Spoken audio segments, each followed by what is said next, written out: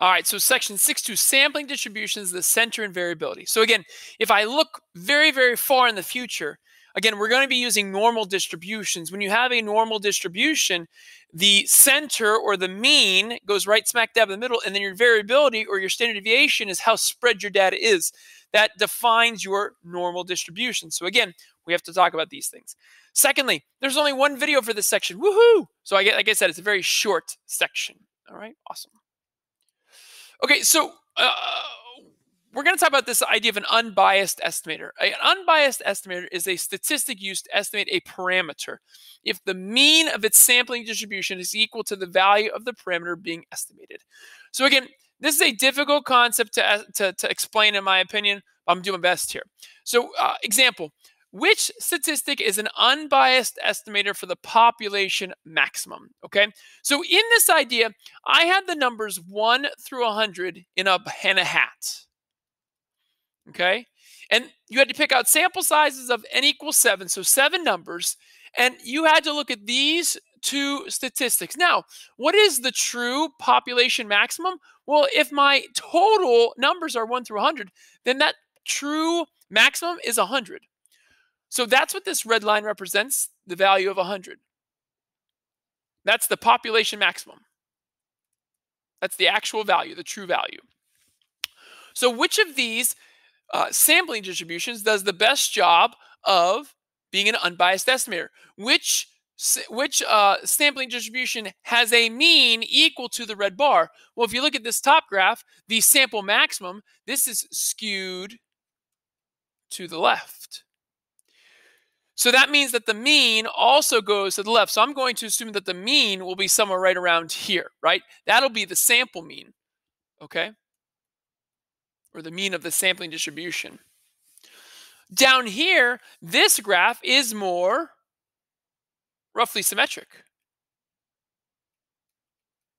And if we remember from last chapter, if you're roughly symmetric, your mean is right smack dab in the middle. I would say that the mean of this is going to be similar to that red line.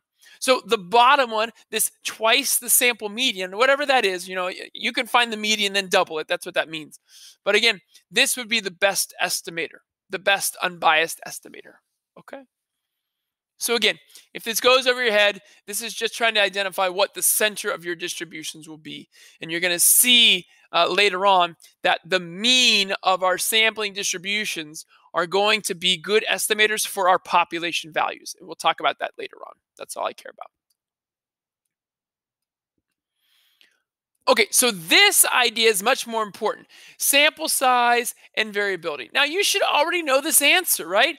In terms of sample size, what do we want? We want large sample sizes. Large sample sizes are good. You get a better idea. You're asking more people. So how do we decrease sampling variability? Decreasing sampling variability means the sampling distribution of any statistic will have less variability when the sample size is large. Less variability when the sample size is large.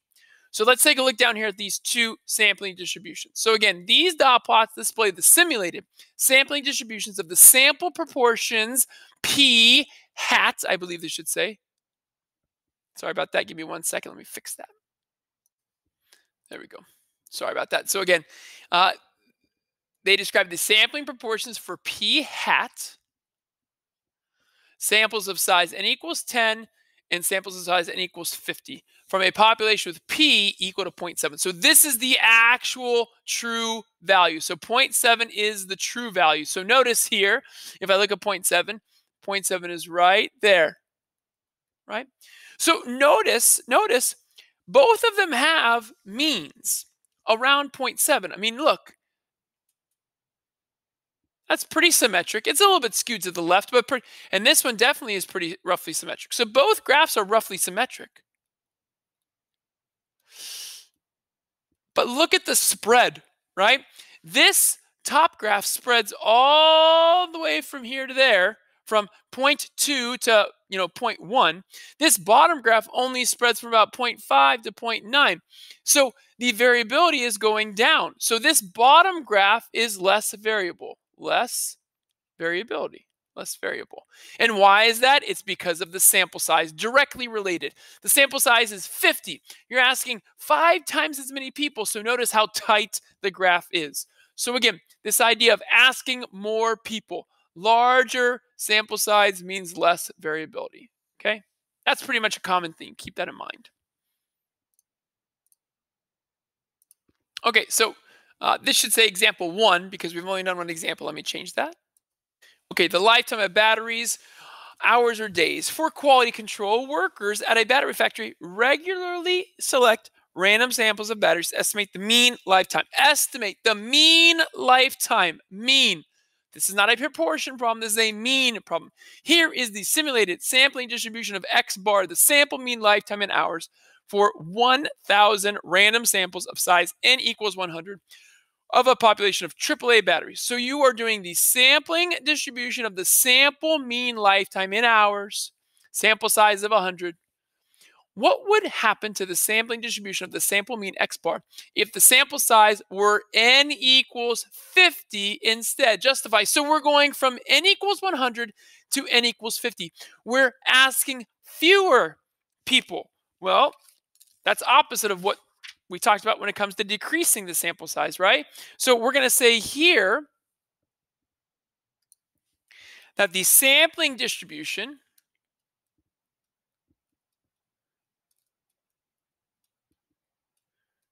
I swear by the end of this class I say distribution at least a million times. The sampling distribution of the sample mean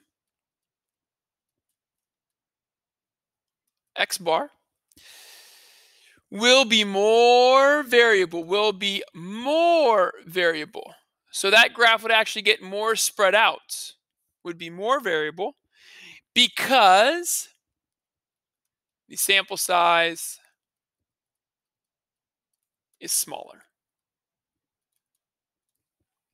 Right? We're going from n equals 100 down to n equals 50. Decreasing the sample size increases your variability. All right, more variable. Okay, so then B says, what is the practical consequence of this change in sample size?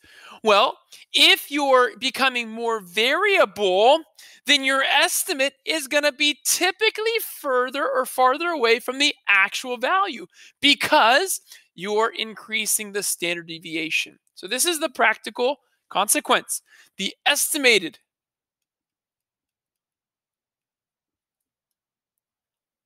mean lifetime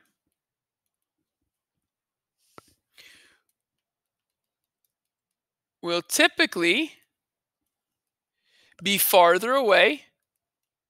This is that whole standard deviation. Will typically be farther away from the true mean lifetime.